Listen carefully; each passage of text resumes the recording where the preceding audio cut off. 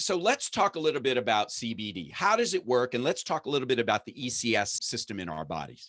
That's such a great point, Mike. So it's a great place to start with the ECS, the endocannabinoid system. So if you were like me in medical school, we never learned about the ECS. Nope. And the reason we didn't learn about it is because in medical school, you only generally learn about systems where we have drugs and treatments to target. We have no pharmaceutical drugs that target the endocannabinoid system.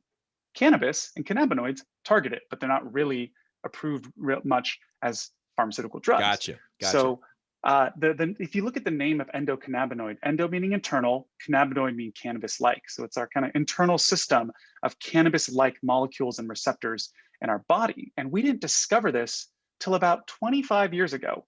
We finally realized, oh my gosh, the reason we react to THC, which is the main kind of psychoactive intoxicating compound in cannabis, the reason we react to THC is because our bodies manufacture things that look very similar to THC. So our bodies think it's our own endocannabinoids that it's reacting to.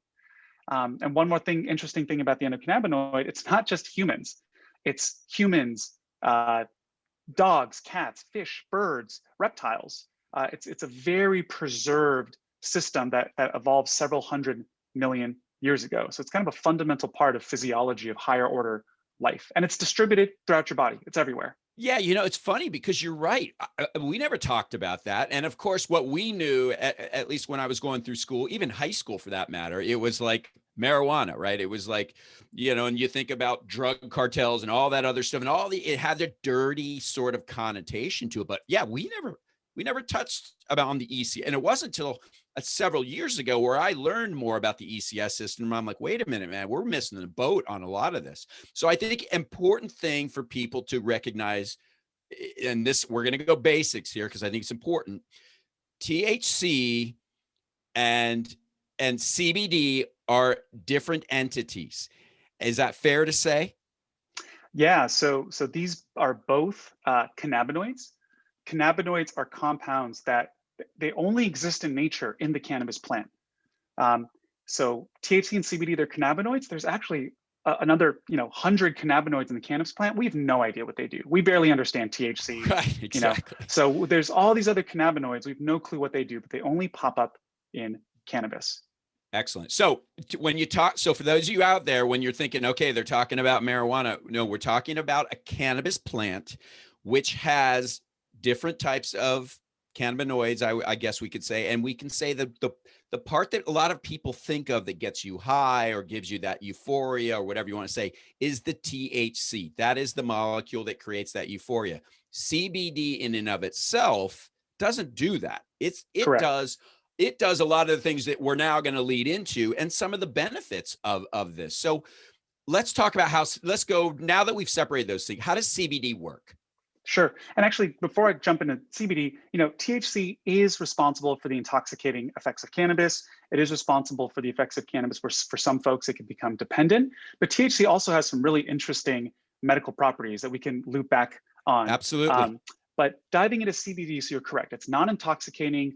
It doesn't, alter your consciousness. Doesn't give you kind of the euphoria of THC. What we know CBD does in humans from well-controlled clinical trials, it has interesting anti-epileptic properties. And you might have seen stories about kids with epilepsy using CBD. It has, interestingly, antipsychotic properties that can help people with certain mental illnesses like schizophrenics.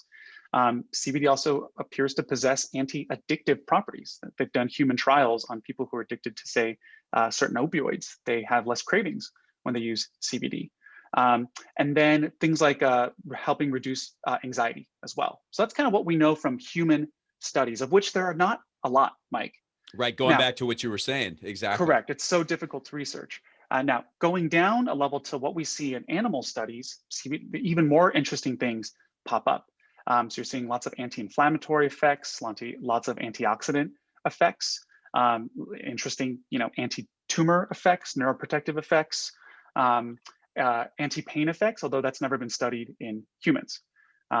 So that's kind of, and also kind of sleep modulating effects as well of CBD that we see in animals. Right. And, I want to share something because I think it's important for, I've experimented with CBD on a number of things. I really love the topical. But I've done oral. I've used different things that are lumped in with, say, melatonin, and also sort of things to give you the more relaxing, calming thing to help with sleep. But I will tell you, as an anti-inflammatory, I've used this myself, not only for some medical issues I've had with pain and a lot of things. I mean, I was taking so much Motrin and Tylenol for this hip condition I had, and I was miserable and I was like sick Mm, of it. And then, you take one thing and it leads to another problem. And then you need another pill to solve that problem. I was just done. And I found a tremendous amount of relief. I don't want people to think this is going to cure all and end everything. No, but I think what people need to open their minds up to alternative modes of treatment or right. modalities, treatment modalities. It's not going to cure cancer. That's not what we're saying, but could it aid in sort of the management of cancers? Could it aid in the management Exactly. of so many things? And I think the answer is very clearly yes, it can. But people are still skeptical. So, how do we get past this? I mean, how do we educate people further?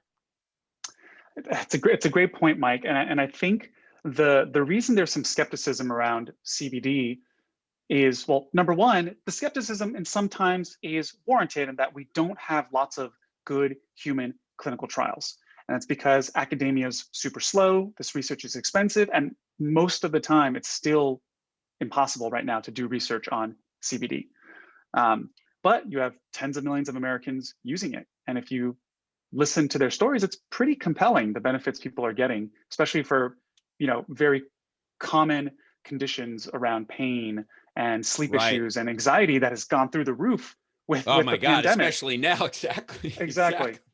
Exactly. And how do we, and then there's another element which is not related to CBD itself, but because the industry exists in this gray area, the big companies aren't touching it. The big box retail stores still won't carry it. It's still hard to kind of get a bank account, all this stuff. The companies, unfortunately, there's a lot of bad actors in the space. They see Mhm. the opportunity to make a quick buck and they sell products that sometimes have no CBD in it at all, or the Right. dose is wildly off from the label. So there's another level of skepticism, which is just that bottle you bought, what's actually in it?